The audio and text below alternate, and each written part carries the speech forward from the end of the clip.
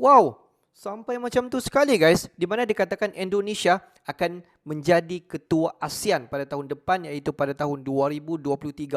Tetapi mendapat ancaman ataupun tentangan yang begitu berat sekali. Hello guys, bismillahirrahmanirrahim. Assalamualaikum warahmatullahi wabarakatuh. Allahumma salli ala sayyidina Muhammad wa ala ali sayyidina Muhammad. Guys, welcome back ataupun selamat datang ke Musa Channel.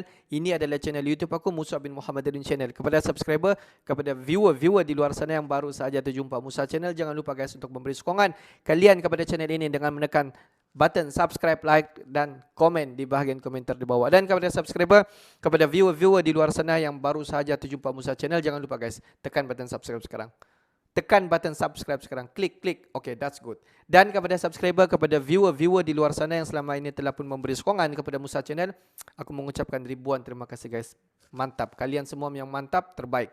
Dan aku sentiasa mendoakan agar kalian di luar sana dipermudahkan segala urusan, diberikan kesihatan yang baik, dihindarkan, dijauhkan daripada segala malapetaka, dan juga dihindarkan daripada wabak COVID-19. Amin, amin ya rabbal alamin. Guys, seperti biasa, hari ini kita akan buat sedikit lagi video reaction di channel Endo Magazine. Dan kalau kita tengok judul video yang kita akan react hari ini, dikatakan Indonesia dikatakan akan menjadi ketua ASEAN pada tahun 2023. Tetapi sebelum itu, Indonesia mendapat tentangan yang begitu berat untuk mendapat ketua ASEAN nih guys. Apa-apa pun kita semak dulu video nih. Jom, semak. Ada apa nih guys?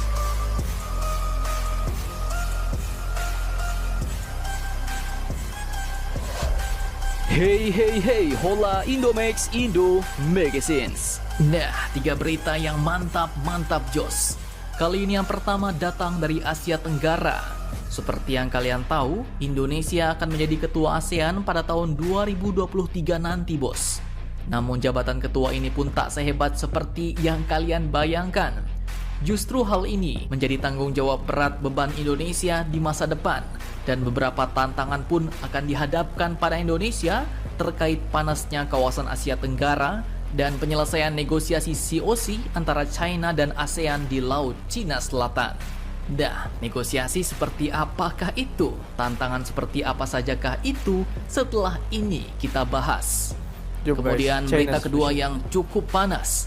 Arab Saudi yang telah lama menjadi teman dekatnya Amerika baru-baru ini ternyata mendapatkan ancaman dari pihak Amerika karena berani melawan Amerika terkait masalah minyak bos. Nah, Arab Saudi dan pasukan ancaman seperti apakah yang dilontarkan kepada Arab Saudi? Tapi hari ini kita akan bahas satu saja topik guys. Kemudian berita ketiga yang cukup panas.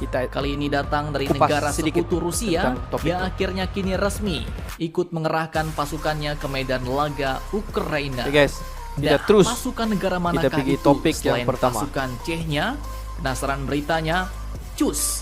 Tanpa banyak bacor, mari kita bahas berita lengkapnya satu persatu bosku.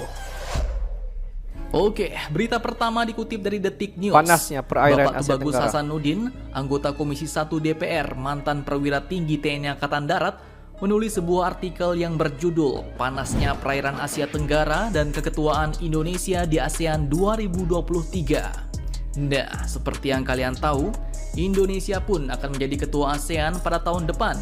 Dan Indonesia pun pastinya akan banyak menghadapi tantangan-tantangan berat bos. Selain dua kekuatan besar yang beradu nyali di Laut Cina Selatan, yaitu China versus Mamarika and the Gang, Indonesia pun ternyata juga harus menyelesaikan negosiasi COC antara ASEAN dan China terkait kepemilikan Laut Cina Selatan. Nah, negosiasi seperti apakah itu? Jadi ceritanya saat Indonesia menjadi ketua ASEAN pada tahun 2011 lalu, Indonesia pun telah berhasil mendorong kesepakatan antara ASEAN dan Tiongkok mengenai dokumen The Guidelines for the Implementation of the DOC atau Declaration of Conduct of the Parties in the South China Sea. Dokumen DOC itulah yang kemudian menjadi pintu masuk penyusunan COC atau Code of Conduct sebagai landasan operasional kawasan maritim yang damai di Laut Cina Selatan. Di mana jika itu terwujud, maka mungkin tidak ada lagi yang namanya klaim tumpang tindih antar negara di Laut Cina Selatan, bos. Namun sayangnya tidak banyak kemajuan yang dicapai dalam negosiasi COC hingga Agustus 2022 ini. Dan kemungkinan besar target untuk menyelesaikan COC pada akhir 2022 ini pun akan sulit tercapai. di mana artinya Indonesia pun harus mempersiapkan skenario negosiasi COC lanjutan dalam keketuaannya di ASEAN tahun 2023 mendatang. Nah, hal ini pun tentunya akan menjadi tantangan berat bagi Indonesia. Namun, jika Indonesia berhasil, maka ini merupakan kesempatan besar bagi Indonesia untuk sekali lagi menunjukkan kemampuan diplomasi Indonesia dan membangun kredibilitas peran sentral ASEAN bagi stabilitas kawasan di Asia Tenggara. Mantap, mantap Jos. Mari kita doakan semoga Indonesia berhasil mendamaikan ASEAN dan China di Laut Cina Selatan ya bos. Amin. Guys, dikatakan Indonesia akan menjadi ketua ASEAN pada tahun 2023. Di mana kalau kita tengok tentangan ataupun cabaran hebat bagi Indonesia adalah memastikan terdamainya di semua negara-negara ASEAN ini. Dan kalau kita tengok pada ASEAN pada tahun 2011, di mana dikatakan hubungan untuk mendamaikan di antara China dengan Tiongkok. Tetapi kalau kita tengok sampailah sekarang belum lagi tercapai untuk mendamaikan di antara kedua belah negara itu di Laut Cina Selatan. Di mana kalau kita tengok di antara perancangan pada tahun ASEAN pada tahun 2023 ini adalah untuk memastikan Laut Cina Selatan ini damai daripada segala peperangan. Jika perkara ini tercapai pada ASEAN pada tahun 2023, tiada lagi istilah mengklaim untuk kepunyaan ataupun untuk kepentingan di atas negara-negara tertentu terhadap Laut Cina Selatan. Di mana kalau kita tengok jika perkara-perkara ini dibangkitkan pada ASEAN pada tahun 2023, di mana Indonesia sebagai tuan rumah, adakah perkara ini dapat dilakukan untuk mendamaikan negara-negara ASEAN? Itulah kalau kita tengok tentangan yang paling berat dilakukan oleh Indonesia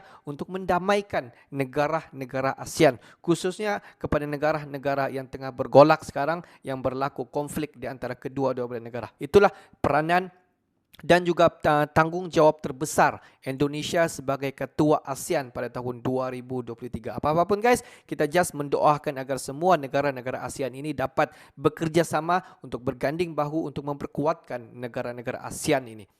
Kita just waiting guys.